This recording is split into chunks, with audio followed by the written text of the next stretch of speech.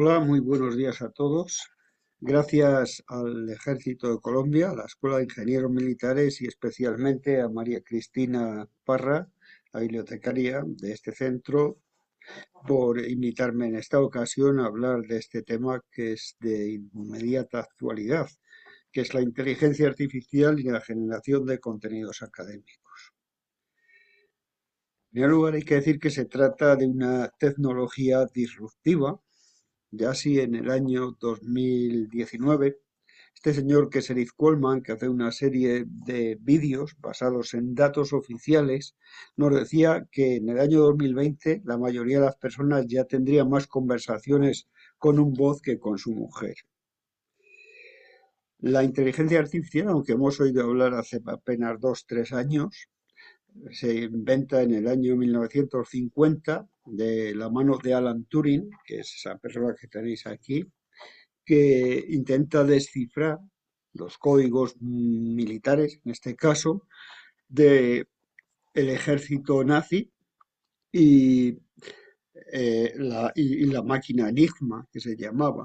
Entonces es lo que empieza a trabajar con inteligencia artificial. Está emergiendo ahora mismo como una tecnología rápida, disruptiva y ahora mismo pues está siendo el centro del tema en la mayoría de los aspectos de la vida y en la mayoría de las cuestiones que se están planteando. La inteligencia artificial se está utilizando en muchos ámbitos de la vida cotidiana y ya desde hace unos cuantos de años, ¿no? En las recomendaciones personales que nos hacía, por ejemplo, Amazon, que nos hace Netflix, Spotify, en los asistentes virtuales que tenemos en casa, por ejemplo, Alexa, el altavoz este de Amazon, Siri, Google Assistant o cualquiera de ellos. Y además, también como la búsqueda por Internet, hace tiempo que está también mediatizada por inteligencia artificial, donde cuando buscamos algo se produce eso que llamamos web semántica, en la que en función de lo que nosotros busquemos y de nuestros intereses nos va a ofrecer unos resultados, pero también nos ofrece resultados en función de los intereses de la empresa, en este caso si buscamos con Chrome Google. Y cuando buscamos resultados de un sitio o desde otro, también es capaz de discernir desde dónde estamos conectándonos. También se está utilizando para los automóviles Tesla, por ejemplo, automóviles sin conductor, para los filtros del spam de nuestro correo o para la traducción automática. Desde hace ya unos años, los traductores desde 2016 en concreto, ya están funcionando con esta tecnología, lo que permite ya no solo un análisis de la relación textual directamente o de la definición del diccionario, sino de la palabra dentro de un entorno de palabras. Y además, como vemos, se está utilizando en múltiples ámbitos, en la salud, en la domótica, en la traducción, en la industria, en la administración, en la comida, en la agricultura, en la automoción, en el ejército, por supuesto, también. Y toda esta información nos permite, pues, sistemas que permiten recomendación y que permiten otras cosas. Aunque llevamos años hablando de inteligencia artificial, fue la llegada de ChatGPT en noviembre de 2023 la que un poquito ha puesto de relieve la importancia de la inteligencia artificial. Y bueno, nos referimos a otra inteligencia artificial porque hay múltiples, está la analítica, está la predictiva, sino que nos estamos refiriendo a la inteligencia artificial generativa, que es aquella de capaz de generar contenidos coherentes y relevantes a partir de los datos de entrenamiento que se le han proporcionado. Luego hablaremos un poquito más de eso.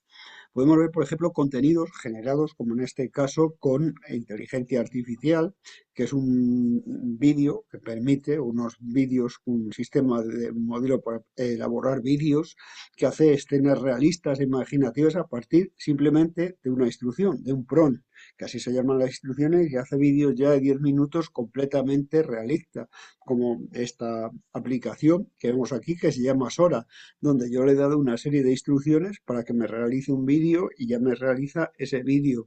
Le digo que una mujer con estilo camina por una calle de Tokio llena de cálidos neones y es lo que estamos viendo en el vídeo que ahora no voy a ejecutar porque no tenemos tiempo. Eh, otra Forma de generar contenido no solo es texto, también, por ejemplo, música. O sea, le podemos dar una serie de instrucciones para que nos haga una canción, como hace Udio, como otras aplicaciones, como Suno también, que me permiten hacer una canción en función de las instrucciones en lenguaje natural que yo le proporciono. De ahí ese nombre de inteligencia artificial generativa. Ha sido la tecnología más rápidamente adoptada en la historia. Para llegar a 1 millón de usuarios activos, ChatGPT solo necesitó 5 días. La aplicación que había sido anteriormente más disruptiva había sido Instagram y tardó en eso 2,5 meses. Spotify tardó 5 meses, Dropbox 7 y así. O sea, pero esto, imaginaos, 5 días. En 5 días llegó a 1 millón de usuarios activos. Además, en el año 2024, inteligencia artificial fue la palabra del año por unanimidad para los grandes diccionarios que hacen o elaboran una palabra del año, como fue Oxford, Cambridge o Merriam-Webster, los diccionarios más importantes del mundo. Incluso los propios investigadores estaban sorprendidos de cómo había avanzado la inteligencia artificial en tan poco tiempo. Incluso la legislación se vio sorprendida porque evidentemente había un vacío regulatorio sobre todas estas cuestiones y como vemos ahí, en enero de 2024 se habían presentado 120 proyectos ley en Estados Unidos solo que tenían que ver con inteligencia artificial. Casi todos abordaban un tema, que era el de los deepfakes o los vídeos falsos creados a través de inteligencia artificial. Bueno, pero ¿qué es la inteligencia artificial en concreto y cómo funciona? Bueno, como hemos dicho antes, hay varias inteligencias artificiales o varios tipos. La analítica, que nos permite analizar los datos, la generativa, que es la que vamos a encargarnos hoy, que es la que genera contenidos, predictiva, que predice. Por ejemplo, cuando nosotros compramos un libro por Amazon, nos dice que otra gente que ha comprado ese producto también le ha interesado otros productos similares. Bueno, pues todas esas que veis ahí son inteligencias artificiales. Como hemos dicho, nos vamos a centrar en la IA generativa. La IA generativa es capaz de generar texto, pero también imagen, también vídeo, coherente y relevante. Esto vino a partir de ChatGPT, que imita también el estilo y la estructura del lenguaje humano. Se basa en dos cuestiones fundamentales. De todas estas tecnologías que veis, que son tecnologías todas emergentes, la más importante para la inteligencia artificial son los datos. O sea, la inteligencia artificial se tiene que entrenar y necesita una serie de datos o de grandes datos, de los datos masivos, que son los Big Data, y luego tiene una técnica, una tecnología que es el aprendizaje automático, cómo aprende a partir de esos datos. Esos son los dos elementos clave. ¿Cómo se produce el aprendizaje automático? Pues es cuando una aplicación puede aprender y mejorar a partir de los datos y la experiencia sin estar programada para ello y sin apenas intervención humana. Esa es la base, ¿no? La fase de entrenamiento es la más cara, más costosa para aprender a reconocer patrones, a reconocer predicciones y a tomar decisiones basadas en esos datos que le hemos proporcionado y en las instrucciones que nosotros le damos, que es lo que llamamos los PRON, sin apenas intervención humana. Luego después, la herramienta de aprendizaje automático va aprendiendo, va haciendo un ajuste fino y una retroalimentación a partir de la información que también le proporcionamos nosotros. Por ejemplo, en un traductor, si yo cuando pongo Academic Libraries me pone bibliotecas académicas y yo le pongo o lo cambio como bibliotecas universitarias, eso lo va a aprender y va a mejorar con el tiempo a través de esa retroalimentación. ¿Cómo funciona de una forma así sencilla que podamos todos comprender? Bueno, pues calculan qué palabra es probable que venga a continuación, dada un conjunto de palabras o frases, y a partir de aquí pues puede generar textos, libros, artículos que tienen como base la inteligencia artificial y se basan en toda esa documentación con la que se ha entrenado la herramienta. ¿Para qué se están utilizando? Pues según este artículo, que es una encuesta a 2.000 personas, se utilizan fundamentalmente para preguntar. para responder a preguntas. Cuando nosotros cogemos pues, ChatGPT, Copilot o Gemini, cualquiera de ellos, lo que hacemos normalmente es hacer preguntas. También son muy útiles, se están utilizando en la lluvia de ideas. Por ejemplo, dame ideas sobre cómo pasar un fin de semana o cómo preparar una fiesta de cumpleaños para mi hijo. También para realizar fotos, imágenes, para hacer música, para hacer vídeos, para hacer diseños, para contar historias, también como ideas para el arte. Nos puede escribir correos electrónicos, pues para todas estas cosas, entradas en blog. También no son muy buenos con todo lo que tiene que ver con razonamiento lógico, como es programación. Pues esos son los usos principales que se están dando a estas herramientas. ¿Para qué son ideales estas herramientas? Como asistentes. O sea, cuando yo estoy trabajando en algo, le pregunto algo a ChatGPT de lo que no conozco. También como fuente de inspiración. Si yo voy a escribir un artículo, puedo decir ChatGPT, dame las tendencias fundamentales en este campo. Para analizar tendencias, como corrector lingüístico, se ha entrenado con tal cantidad de textos, miles y millones de textos, que escribe perfectamente, mejor que cualquier humano en ese sentido. Evita también tareas repetitivas, por ejemplo, análisis de datos, supervisa un trabajo que hayamos realizado, pues todas esas cuestiones son fundamentales. Sin embargo, también genera preocupaciones. ¿Qué tipo de preocupaciones genera? Pues bueno, todo que tiene que ver con seguridad y mal uso, como se entrena con datos de todo tipo, a veces tiene sesgos de carácter étnico, de carácter racista, de carácter machista, en función de los datos con los que se ha entrenado. Otro problema es el de la privacidad, el reconocimiento, el desplazamiento laboral o la pérdida de empleos, la falta de transparencia, muchas veces, pues no nos dicen con qué documentos se han entrenado concretamente, el control, responsabilidad, la exclusión digital, bueno, todas estas, el plagio, precisión, a veces no son tan precisas como parece, aunque bajo un razonamiento lógico. Y luego, pues eso, la propiedad intelectual. Pero estas cosas las vamos a ver. Sí es importante decir una cosa, que aunque son herramientas muy válidas, siempre después hay que someterlas al juicio humano. O sea, porque muchas veces es lo que os contaba, que nos puede escribir algo muy bien escrito, pero realmente es información que a lo mejor no es certera en ese sentido. Y esto está ocurriendo. Tiene errores de todo tipo, errores de conducta, errores de... ¿Por qué? Pues porque las limitaciones fundamentales están en función de los datos con los que se entrena, como comentábamos, ya que son tan buenas estas herramientas como los datos que se han proporcionado para entrenarlos. Y el problema está que a veces coge todo tipo de información que puede ser verdadera, información que puede ser falsa, puede ser confiable o no confiable, incluso información malintencionada. Entonces, en este sentido, hay que tener en cuenta que por una parte, cómo formulamos la pregunta, el PRON, y por otra parte, tener conocimiento sobre cómo lo comunicamos de manera adecuada con esta herramienta, con ChatGPT. El coste de entrenamiento es otra cuestión importante. Coste de desarrollo, por ejemplo, para entrenar ChatGPT costó 78.000 millones. El coste para Gemini, por ejemplo, fue 191 millones y lo que ha sucedido, lo que hemos visto en estos días con la aplicación china de inteligencia artificial DeepSeek, es que el coste se ha minimizado. El coste para la herramienta DeepSeek de China ha valido solo 6.000 millones, lo cual es pues una cantidad ínfima respecto a la efectividad que tiene con relación a ChatGPT, a Gemini o a Copilot. Otra cuestión también a tener en cuenta es el impacto ambiental.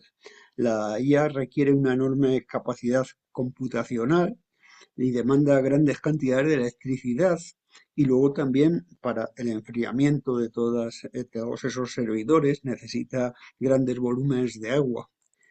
Ricardo Baeza Yates nos comenta en esta noticia que cada vez que hacemos una consulta a ChatGPT estamos tirando un cubo de agua en el desierto. No sé si era tanto, parece ser que no es tan exagerado, pero sí es verdad que contempla aquello.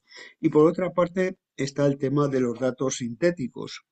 Hasta ahora se ha entrenado con información que han hecho humanos, pero también una inteligencia artificial no inventa nada. O sea, lo que hace es dar un revestimiento, un barniz a información que ya han creado otros. Y lo que nos vamos a encontrar a partir de ahora es que mucha de la información que van a utilizar estas herramientas va a ser información que ya habían utilizado o que ya habían contestado estas mismas herramientas, con lo cual nos estamos quedando sin datos elaborados por humanos, que son los que realmente producen innovación. ¿Cuáles son las principales herramientas de inteligencia artificial generativa? Pues la primera, como ya hemos dicho, es el chatbot ChatGPT, un sistema conversacional de una empresa que se llama OpenAI, americana. Microsoft tiene otra herramienta que es Copilot y Gemini, que es de Meta, o sea, de Google. Y ahora se ha añadido también DeepSeek, que es la herramienta que han puesto en marcha en China. ChatGPT, como os dije, es un modelo de lenguaje amplio, se llaman LLMs, basado en una arquitectura GPT, que es lo que responde las siglas que aparecen ahí y que permite analizar grandes cantidades de datos para generar un texto, como hemos dicho, coherente teóricamente y relevante. ChatGPT es una versión de inteligencia artificial, ahora está en la versión GPT-4, la que es de pago, 3,5 la que no es de pago, y además las palabras GPT, como os decía antes, ¿qué quieren decir? G generativas, inteligencia artificial generativa, la T que es transforma, que es el estándar de procesamiento del lenguaje natural, cuando le damos una orden, y P de preentrenamiento, se ha entrenado con grandes cantidades de datos. ChatGPT, como hemos dicho, nació en 2018 y no se puso en comercialización hasta el año 2022, en noviembre, y ahora mismo estamos con este modelo, que es el GPT-4, que es multimodal, o sea, que trabaja con diferentes medios, como son imágenes o como pueden ser vídeos. ¿Qué podemos pedir a ChatGPT? Pues que nos transcriba un audio, por ejemplo, que nos sirva de fuente de inspiración, que nos resuma un texto, para eso es buenísimo, que cree textos más largos a partir de unos datos, unas ideas que le damos, que nos traduzca un texto, que nos compare un producto con otro producto, que nos planifique un viaje, que nos prepare una entrevista de trabajo, que nos conteste a un correo, que haga una programación, por ejemplo, para una aplicación y bueno, muchas otras cosas, por explicar un tutorial, generar conversaciones reales, redactar, dar sugerencias, corregir y mejorar textos, todas esas cosas. ¿Cómo funciona realmente? Pues bueno, fijaros, el 58% ya de los americanos, y esto es una cosa de 2023, de mayo, ya habían utilizado al menos una vez ChatGPT. Ahora mismo esta cifra es mucho más alta. Existen varias versiones, una versión gratuita que en principio nos deja el Mini 4.0 y luego existe una versión de pago que es la Plus, que nos permite trabajar con GPT-4, que es la versión multimodal. Y luego tenemos otra versión que nos generaría textos más largos, que es la versión Pro, que valdría 200 euros al mes. Esas son las cifras. ¿Cómo funciona? Pues nosotros simplemente ponemos en nuestro buscador de Google ChatGPT y ya directamente iríamos a esta opción y entramos. Como veis es súper minimalista, ¿no? Y le pido cualquier cosa, por ejemplo, le digo Makerspace en bibliotecas, le doy a esta flechita y ya directamente me empieza a generar texto. Pero si yo me identifico, me puede generar un texto ya más específico, más personalizado y me da permiso para acceder a otras funciones o incluso trabajar con las ideas que yo he trabajado previamente. Ahí tenéis la contestación de que es un makerspace, en ese caso. También le podemos pedir escritura creativa, por ejemplo, escribe un poema sobre la distancia, ahí lo tendríamos. Le puedo pedir, por ejemplo, que me lo escriba en función de una perspectiva, como puede ser estilo surrealista. Le puedo pedir que se parezca a un autor como Julio Cortázar, como veis ahí. También le puedo pedir, por ejemplo, que me cite un artículo en formato APA. Simplemente le doy la dirección de la URL o que me resuma un artículo, por ejemplo.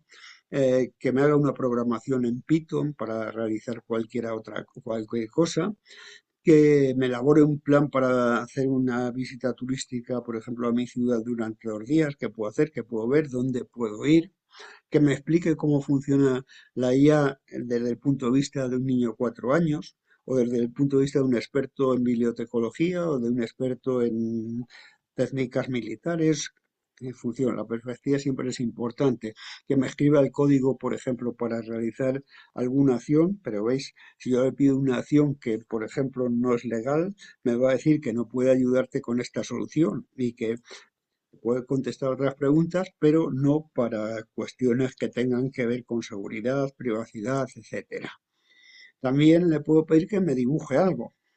Aquí yo le he pedido que me dibuje un soldado del Ejército de Colombia con bandera de los ingenieros, del cuerpo de ingenieros. ¿Y veis? Me lo ha hecho casi casi perfectamente. Yo no, si vosotros lo conocéis mejor que yo, de alguna manera. Incluso le puedo subir una imagen, como esta que veis aquí, y le digo que me analice esta imagen. Ahí ya me aparecería y me escribiría qué es lo que hay o qué contiene esa imagen. Una cosa muy importante, como antes comentábamos, es los prompts. Los prompts es cómo hacemos las preguntas.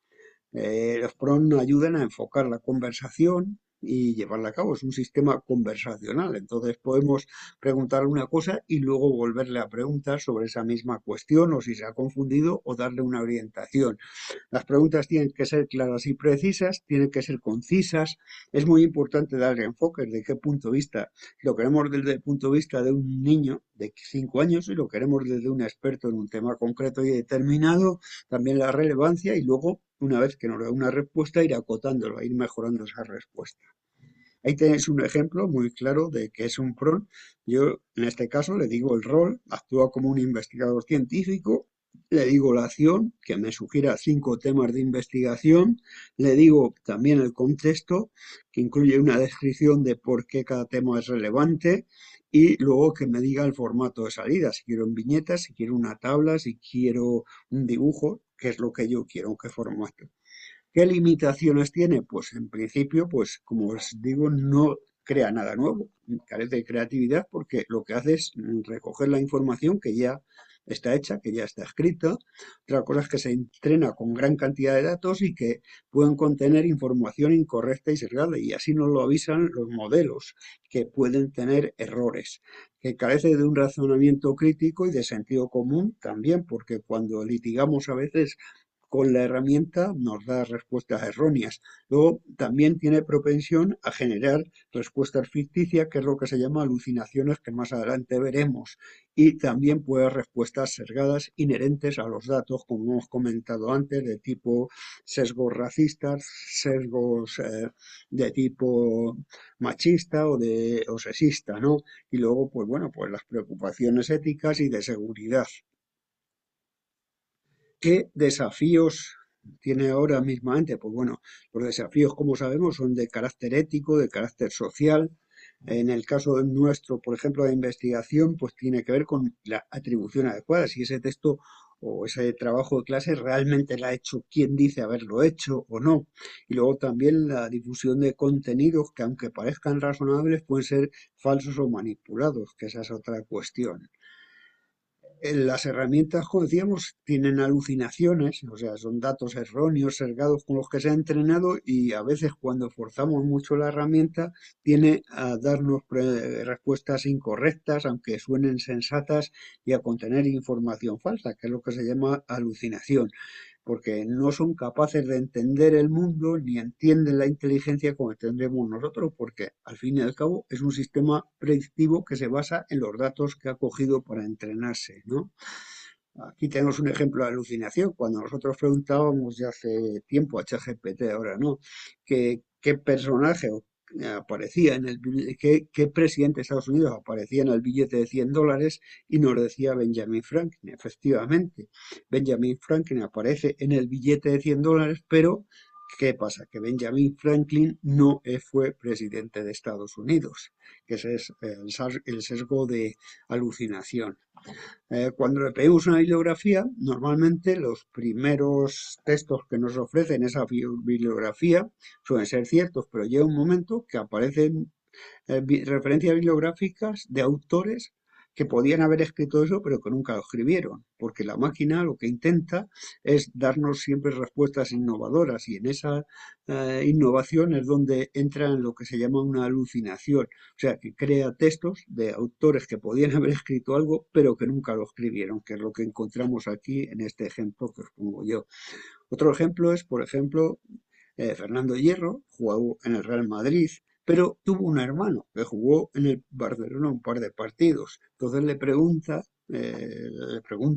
cómo jugó Fernando Hierro en el Barcelona y qué me dice ChatGPT, que jugó en el Barcelona pocos partidos, que lo fundamental jugó en Madrid, pero que también fue importante en el Barcelona. Jugó brevemente el Barça durante una temporada, 2004-2005, que realmente fue su hermano, y el Perón más conocido por su carrera exitosa en el Real Madrid.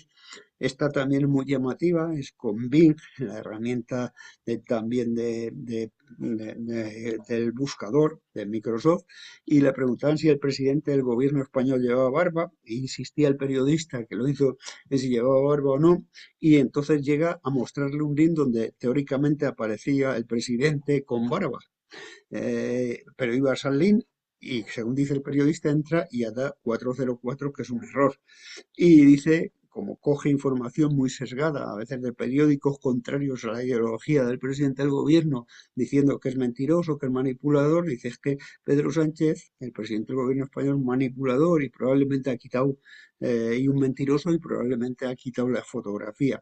Bueno, pues esto es lo que puede ocurrir y esto es lo que se llaman alucinaciones.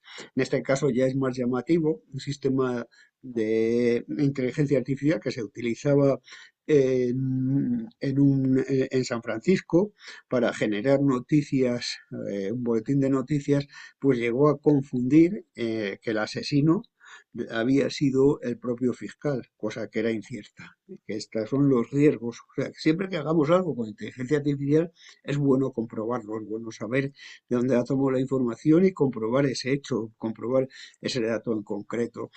Esto lo que está haciendo es que estas herramientas generen desinformación muy convincente. Hace unos años decíamos que lo que no vemos no lo podemos creer. En este caso podemos ver cosas como esta foto que vemos aquí, que es tremendamente realista. Vemos a Donald Trump esposado, y que lo llevan dos policías, pero realmente esta imagen se hizo con inteligencia artificial, lo cual hace difícil distinguir la realidad de la ficción. Y además, para hacer esta foto no requiere de conocimientos específicos de programación, simplemente le damos una orden. Ahora mismo las herramientas lo que ya hacen, ya limitan estas contestaciones de este tipo. Otra cuestión es que nos puede clonar la voz. Esta es una herramienta que el gobierno americano no ha dejado poner a ChatGPT, a OpenAI, que con 15 segundos de tu voz podía hacer que tú dijeras cosas que nunca dijiste. O sea, clonar tu voz completamente, ponerle un texto y que dijera con tu propio timbre de voz lo que ellos quieren que te diga.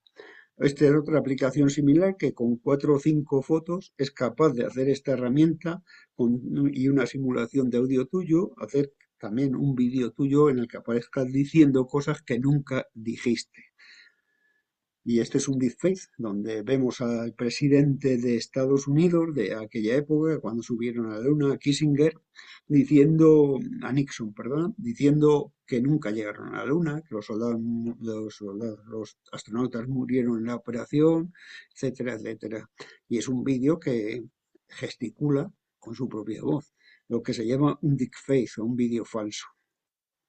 Aquí tenemos también, pues eso, otro caso también de su falso potencial, como en Eslovaquia, el presidente teóricamente que iba a ser electo, Michael Smetka, líder del partido Eslovaquia Progresista, hablaba de comprar votos a un periodista local. Esa conversación nunca se produjo, pero sí que estuvo hecha con una inteligencia artificial y este señor perdió las elecciones en su país.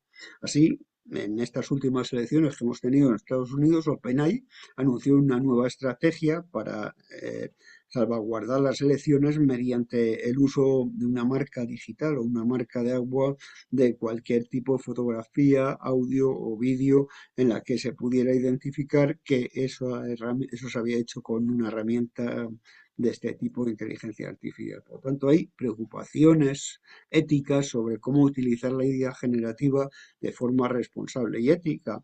Así, fijaos, el foro de Davos, donde están los países teóricamente más ricos del mundo, dan como primera amenaza la información falsa y engañosa potenciada por la inteligencia artificial de vanguardia, que dice que está amenazando con socavar la democracia, polarizar la sociedad y es el principal riesgo inmediato para la economía global. También Naciones Unidas se reunieron este invierno con una cuestión de este tipo, ya que pretendían garantizar que esta herramienta poderosa beneficie a todas las naciones, respete los derechos humanos, sea segura, sólida y confiable. Este es otro caso donde una fotografía del Pentágono en llamas que se había hecho con inteligencia artificial hizo que las acciones de la Bolsa de Nueva York bajaran durante unas horas hasta que se comprobó que realmente esta foto y esta noticia eran falsas. Por lo tanto, necesitamos también que estas herramientas sean transparentes, que sepamos de dónde toman los datos, cómo generan las respuestas, cómo se gestionen. Pues por lo tanto exige, como veis, son poco transparentes. Vemos esta tabla aquí, como todas las herramientas tienen poca transparencia. Por lo tanto, urge garantizar que se desarrolle y se utilice de manera ética, que proporcione información clara y completa sobre la naturaleza y fuente de los datos que se utiliza y que en la mayoría de las cosas las empresas y los desarrolladores muestren dónde compilan esa información. Por lo tanto, necesitan propuestas como algoritmos de mitigación de riesgos, actualizaciones regulares y evaluación, que haya un control por parte de los gobiernos, que haya una transparencia y explicabilidad de cómo funcionan y que los datos de entrenamiento sean diversificados. Cuanto al tema de educación, ¿qué está ocurriendo? Pues bueno, evidentemente también la inteligencia artificial está entrando en el mundo de la educación, igual que en su día los profesores hablaban de coger apuntes, luego el PowerPoint, luego el Moodle y ahora mismo abrir ChatGPT que vamos a hacer un debate de ideas, por ejemplo. Sí es importante que aunque contar que la inteligencia artificial, aunque va a cambiar la educación, no la va a reemplazar. Donde hay una interacción humana, o sea, en determinados oficios como el de maestro, donde la interacción humana es mayor, la tasa de sustitución es muy baja. Y lo que sí que podemos hacer es utilizar la herramienta para mejorar y para mejorar ciertas cosas. Se puede utilizar para fomentar la buena escritura, se puede utilizar para el aprendizaje de idiomas, se puede utilizar para generar ideas y debates en clase, se puede utilizar para el apoyo a resolución de problemas paso a paso, por ejemplo, que puede ser muy útil didácticamente, aunque sí es verdad que existe un miedo atávico por parte de los colegios en Nueva York en 2023. Lo que ocurrió es que se cerró la herramienta, no se dejó que se cortó para los colegios, pero bueno, esta situación cambió a los pocos meses cuando se dieron cuenta de que no podía ser así. Aunque hay alguno y algún especialista, como este Alex Grez, que dice que tenemos casi que volver a hacer los exámenes a lápiz y papel y los trabajos porque es una herramienta que cambia las reglas, dicen, de la educación y que nos pueden engañar y la mayoría de los profesores se sienten más desconfiados. Este otro estudio, este otro informe, dice que se está ya utilizando bastante en el ámbito de educación con efectos negativos.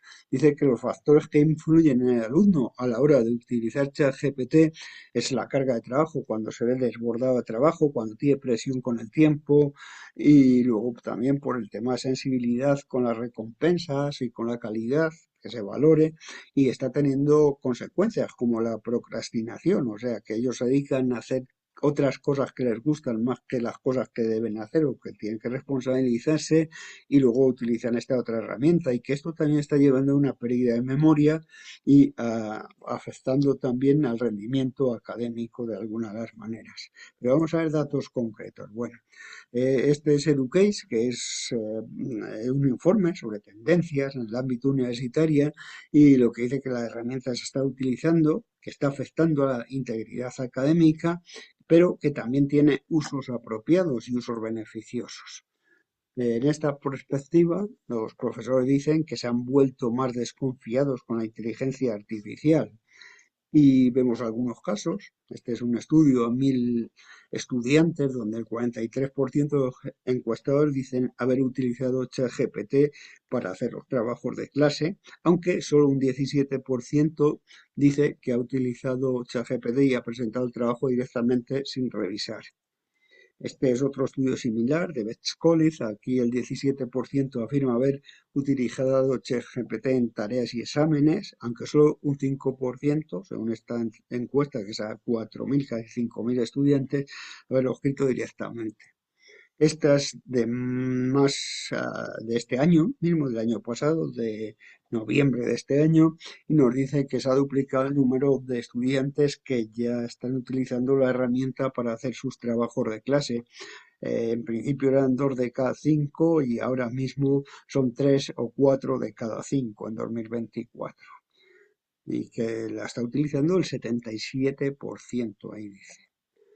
La UNESCO incluso se ha planteado y reunió a los ministros a ver cómo procedían a este respecto. ¿Qué tendríamos que hacer? Pues ofrecer capacitación, sobre todo el tema de alfabetización, sobre la inteligencia artificial generativa, elaborar e implementar políticas sobre usos permitidos y usos no permitidos y modificar las tareas. Por ejemplo, una tarea que tendríamos que modificar o tener en cuenta es que cuando los alumnos nos estén contando algo en un trabajo de clase, nos referencian, o sea, nos hagan una referencia de dónde ha tomado la información, una referencia bibliográfica. Eso es lo mejor, o sea, que nos proporcionen citas de cualquier afirmación que hagan. Es importante en este sentido, pues integrar la alfabetización en inteligencia artificial, que ahora se está hablando así, o sea, conocer los principios, como estamos haciendo aquí en esta conferencia de la inteligencia artificial, comprender las diferencias entre los diferentes tipos de inteligencias, experimentar con herramientas de inteligencia artificial, revisar los resultados que nos genera la inteligencia artificial, evaluar su impacto y sobre todo también participar activamente en el discurso y discusiones sobre la inteligencia artificial. Lo que podemos decir es que esa preocupación inicial se centra en la evaluación y la integridad académica, que la IA se puede utilizar de forma beneficiosa, como hemos repetido, y que también eh, se utilizará cada vez más, no, y que prohibirla no es una opción. En el campo de la escritura también. O sea, algunos autores, como George Stone, que es un periodista en salud y medio ambiente, nos dice que la inteligencia artificial se limita a reorganizar ya la información que existe y a otorgar una apariencia de veracidad a datos aleatorios y que no puede generar un texto confiable. Más tasativo es Noam Chomsky, que casi todos conoceréis, como lingüística, donde nos dice que es un software de plagio que no crea nada, sino copia obras existentes de artistas existentes, alterándolo lo suficiente como para escapar de las leyes de derechos de autor. Y apostilla que es el robo de propiedad intelectual más grande jamás registrado desde que los colonos europeos llegaron a tierras nativas americanas. Si vamos, por ejemplo, a Amazon.es, Amazon de España, y buscamos ChatGPT, nos aparecen más de 1.000 libros que han sido elaborados con ChatGPT y que se venden en Amazon, como podemos ver aquí. Y tenemos la lista que nos dice que hay más de 1.000 resultados. Y esos son los que se han confesado que utilizan ChatGPT. También los editores ya están diciendo que muchos libros de los que aparecen en el mercado son copias en masa de sus libros sin consentimiento, que la gente coge un libro, lo introduce en su inteligencia artificial, le pide que se lo escriba con otro argumento y es lo que está ocurriendo también. En el campo de la investigación la cosa es más grave, aunque sí que es verdad que podemos utilizar ChatGPT para muchas cosas, para generar temas o ideas de investigación, para asesorar y validar estos temas, para analizar objetos de estudio, para desarrollar preguntas de investigación, para inspirarnos, para ver cuáles son las tendencias fundamentales, para resumir información que puede ser clave, para formular hipótesis, para descubrir. Son muchos los usos legítimos que puede tener, o sea que no lo podemos desechar tampoco y que puede ser útil y nos puede ayudar. Sin embargo, el tema central es la integridad académica, o sea, la propiedad intelectual de lo que ahí se ha escrito, que ya vemos que muchos textos, y este año ha sido un año récord de retirada de artículos, de retracciones, según Retraction Web, más de 10.000 retracciones, y muchas de ellas tienen que ver con que determinados artículos han sido utilizados con inteligencia artificial sin decir que lo han sido. ¿eh? Y luego porque ningún sistema de detección de los que hay actualmente es completamente o 100% confiable. Esto lo que ha abierto ya es la caja de Pandora de lo que ya existía, porque evidentemente el plagio está muy presente en el ámbito de investigación, sobre todo bajo la presión de publicar que tienen para acreditarse y para desarrollar las carreras académicas los propios investigadores, que ya no publican por comunicar ciencia, sino publican por tener resultados de impacto de la investigación, y esto está llevando a un uso abusivo de estas cosas. Aquí tenemos lo que podríamos ver un uso sospechoso de la inteligencia artificial. Vemos el número de publicaciones en el mundo. Veis que de 2022, que aparece en noviembre de 2022, ChatGPT, el mes de ya el año 2023-24, el número de publicaciones se incrementó considerablemente. Aquí vemos los resúmenes, por ejemplo, lo mismo. A partir del año este, que es cuando se han empezado a generar, con inteligencia artificial aparecen múltiples, una barra, como veis, muy larga, ¿no? Y hay casos ya, pues, muy paradigmáticos, ¿no? Una de las frases, o uno de los comandos que tenía ChatGPT era regenerar respuesta. Cuando tú le pedías un contenido, te generaba una respuesta y no estabas muy de acuerdo con esa, pedías otra. Entonces, hubo un artículo que estaba en una de las bases de datos indexada en Clarivate y en Scopus, que era de Springer Verlag, que decía que aparecía el texto regenerar respuesta. Y esto, lo peor no es que los autores se lo hayan dejado puesto ahí, lo peor es que pasó un comité científico y no se dieron cuenta. Y este artículo valía $70, por ejemplo. Se retiró, evidentemente se retrasó, pero si nosotros hacemos una búsqueda sencilla, ChatGPT hasta hace poco no estaba conectado a Internet. Entonces, cuando le pedías información actual, te decía hasta mi última actualización. Si cogemos y ponemos en inglés en Google Scholar hasta mi última actualización, vemos que hay 200 y pico artículos que contienen esa frase. O sea, que se la dejaron también ahí. Y que son sospechosos de haber utilizado inteligencia artificial para evaluar. Lo hemos hablado antes de las alucinaciones, que a veces dan bajo un manto una apariencia razonable y muy bien escrito en noticias que no son exactas. Este es otro caso también paradigmático, es un estudio hecho donde pues se hablaba de una rata gigante que tenía un pene gigante y que se había hecho con, la imagen incluso con inteligencia artificial generativa, y este artículo también se retractó. Pero ¿es ético que el autor utilice la inteligencia artificial a la hora de elaborar un artículo? Pues sí. Sí es ético, se puede hacer porque hay usos, como hemos visto antes, que son legítimos. Pero si utiliza la herramienta, sí es importante ser transparente, decir que la ha utilizado y para qué la ha utilizado. Y eso lo debemos de decir en la parte de metodologías, como podemos decir que hemos utilizado para un análisis de datos SPS Plus, por ejemplo, ¿no? Eso es lo que tenemos que hacer. Y luego, si le preguntamos a ChatGPT si puede ser autora de un artículo, nos dice la propia ChatGPT lo siguiente, que podéis leer ahí, ¿no? Actualmente no es posible que ChatGPT figure como autor de un artículo científico. Los artículos científicos, nos dice, generalmente requieren que los autores sean personas humanas, ya que se espera que asuman su responsabilidad de contenido, metodología e interpretación. ¿eh? Eso lo dice ahí la propia ChatGPT. Han sido varias instituciones, empezó Cambridge University Press, también COPE, que es el Comité de Ética de la Investigación, o WABE, que son de las revistas médicas, y en general nos dicen en las normativas que han elaborado que solo puede reordenar lo que ya se ha dicho, que un chatbot no puede proporcionar un texto fiable, que la autoría es todavía humana y que los autores deben ser transparentes sobre el uso de la inteligencia artificial. Esas son las pautas fundamentales. Según las propias normas de publicación de las revistas, el 95% prohíben la inclusión de la inteligencia artificial como autor. En cuanto al tema de derechos de autor, es un tema en evolución y es un tema complejo. No solo afecta a escritos, sino que también afecta a fotografías, a pinturas, a vídeos. ¿Quién sería el dueño de los derechos de autor? El usuario de la inteligencia artificial, que haya hecho un artículo o cualquier obra con inteligencia artificial, el propio programador, los propietarios de los datos del entrenamiento o el propio programa. Bueno, pues esto ahora mismo pues está como en estudio, de alguna manera.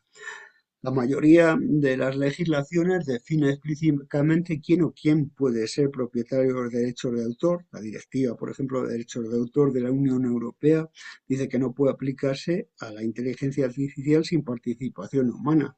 Y luego se está utilizando como jurisprudencia un mono que hizo unas fotos, le enseñaron a disparar y querían que fuese propietario de los derechos de autor, y como los tribunales de Estados Unidos dijeron que un mono no podía ser porque carece de legitimación y sobre todo porque ante un conflicto de intereses no podría presentarse delante de un tribunal a defender ese hecho.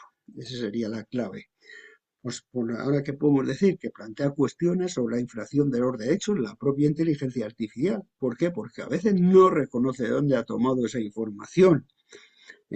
Por lo tanto, la Asociación de Editores, con 10.000 creadores de Estados Unidos, ha denunciado a ChatGPT, ha denunciado a Copilot y a Gemini por infracción de derechos. New York Times ha prohibido a OpenAI y a otras empresas que utilicen sus datos, que los utilizaban sin reconocer o sin dar reconocimiento, sin hacer una referencia a de dónde habían tomado esa información. Sin embargo, OpenAI está teniendo también conversaciones con Financial Times, por ejemplo, y les paga dinero por utilizar sus contenidos. También esto lo está haciendo con grandes editoriales como Taylor and Francis, como Wiley, como Springer. Por lo tanto, tiene una actitud vacilante. En cuanto a regulaciones y directrices, como hemos dicho, ha pillado un poco en un vacío legal. ¿Y cómo han reaccionado o respondido los gobiernos ante eso? Pues bueno, como veis ahí, a nivel mundial se aprobaron 37 leyes sobre inteligencia artificial en los últimos años. Las leyes de Europa han establecido tres categorías: riesgo aceptable, alto riesgo y bajo riesgo, y son vinculantes. Las leyes de Estados Unidos, aunque también dan unos principios, que son 5 principios, como puede ser sistemas seguros, eficaces, protección contra discriminación algorítmica, privacidad y avisos y explicaciones, no es vinculante. ¿Por qué? Porque las empresas como OpenAI, Microsoft, Gemini son americanas. Y Reino Unido, lo que se ha proyectado es al tema del posible desempleo que puede generar la inteligencia artificial. La más válida y la histórica es el Acta de Inteligencia Artificial Europea, que nos habla ya de cosas muy interesantes, como es los requisitos de transparencia, la evaluación de los riesgos, la supervisión de estas herramientas y las sanciones o posibles sanciones.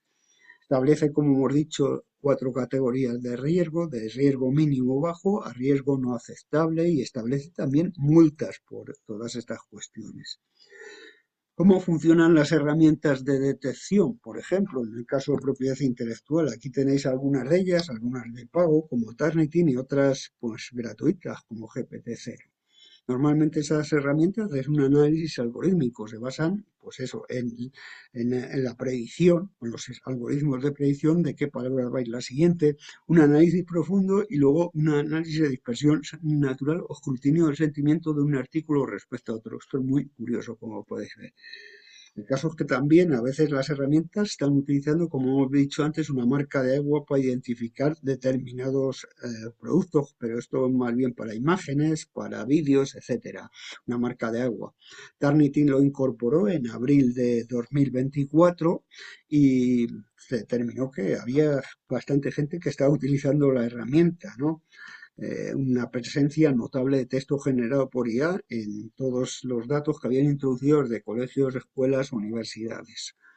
ChatGPT incluso elaboró su propia herramienta, que era New Classifier. Pero ¿qué pasó? Que la herramienta no era confiable y la retiró del mercado desde ya hace un tiempo, que es desde exactamente julio de 2023 dijo que iba a rehacer la herramienta, pero todavía no ha aparecido. El tema es que estas herramientas, ¿cómo funcionan? Pues determinan qué cantidad de texto está hecho por un humano, como es este caso, con GPT-0, qué cantidad de texto está elaborado por una inteligencia artificial, en este caso un 98%, o si está generado en un tanto por ciento, como un 37 en este caso, por humanos y un 30 y tantos por inteligencia artificial.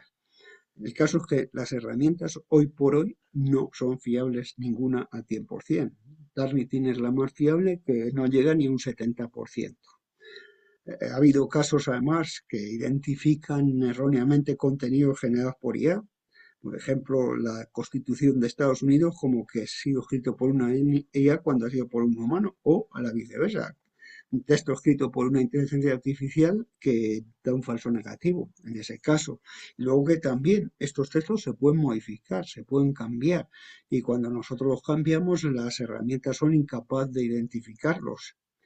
Hay alguna serie de palabras que utiliza muy frecuentemente la IA que también nos pueden servir como pista para determinar que esté escrito con una inteligencia artificial generativa, o una serie de verbos, que son los que vemos aquí, que aparecen muy frecuentemente en estas herramientas, como es Revolutionating, por ejemplo, un Lixin también, y otras herramientas que son capaces de que no nos detecte, de camuflar el texto generado por una inteligencia artificial, como es un detectable AI, que primero te dice qué tanto por ciento está generado por una IA y luego te cambia ese contenido para que no lo detecte Turnitin ni otras herramientas.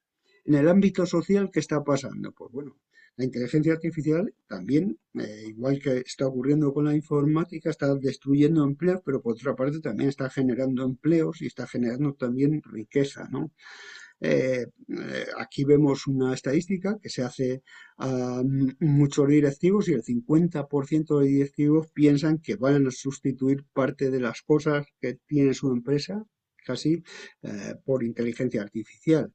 Este es otro sondeo de Goldman Sachs que dice que el 80% de los trabajos se van a ver afectados al menos en un 10%, y que los trabajos más afectados van a ser aquellos trabajos mejor remunerados, como puede ser un programador, como puede ser uno que está trabajando en posicionamiento, en cosas de este tipo, o sea, todos que tienen que ver con lógica. Vemos ahí la tasa de sustitución, y la tasa de sustitución va a afectar, por ejemplo, más a los programadores, porque ya la herramienta es capaz de hacernos una programación perfecta y que funciona. O sea, los programadores pueden verse sustituidos de cada 10, 4 de cada 10. Pero otras profesiones que tienen más que ver con la interacción humana, como puede ser un profesor, como puede ser un abogado, la tasa de sustitución va a ser solo de un 1 por cada 10. Aquí vemos un caso, por ejemplo, el análisis de datos, donde una herramienta de este tipo nos puede analizar los datos por un coste del 1% de lo que cuesta tener un analista de datos. Y otra de las cosas es que se está utilizando con malos usos, aunque cada vez las herramientas van limitando esos malos usos. Como veis ahí, para ciberdelincuencia, crear rasgos, secuestrar, por ejemplo, ordenadores y pedir un rescate, engañar, todas esas cosas, lo que se llama el phishing. Ahí tenéis cómo ha crecido la delincuencia en el mundo impulsada por la inteligencia artificial, sobre todo países asiáticos, vemos que hay mucha cuestión de este tipo, ¿no? Y bueno, pues que también estas herramientas de inteligencia artificial obedecen a una lógica, y que con lógica inversa se pueden tunear de alguna manera. Así, el CEO de OpenAI, Sam Altman, que es la empresa creadora de ChatGPT, acudió al Congreso de Estados Unidos a decir que si la inteligencia artificial salía mal, podía salir muy mal, y que teníamos que abordar todo este tema, o tendría el gobierno estadounidense que abordar este tema.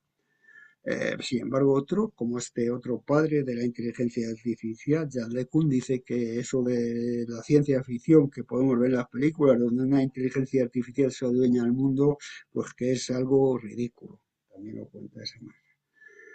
En conclusión a toda esta exposición, que podemos decir que a pesar de esta preocupación que suscita entre investigadores y educadores la inteligencia artificial, ha llegado para quedarse, ¿no?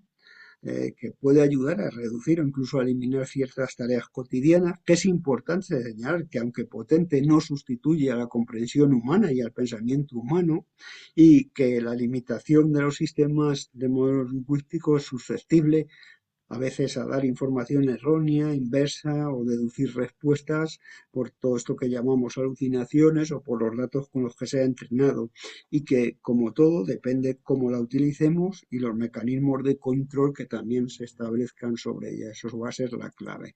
Pues aquí dejo mi exposición, podéis formularme preguntas directamente o directamente también en el vídeo que voy a poner ahora en YouTube y muchísimas gracias por vuestra asistencia, ha sido todo un placer y recuerdo con gran cariño y con emoción cuando estuve durante una semana alojado en el batallón Caldas de la Escuela de Ingenieros Militares y la buena recepción que tuve y la buena conexión con la gente. Muchas gracias de nuevo y un abrazo muy fuerte desde España.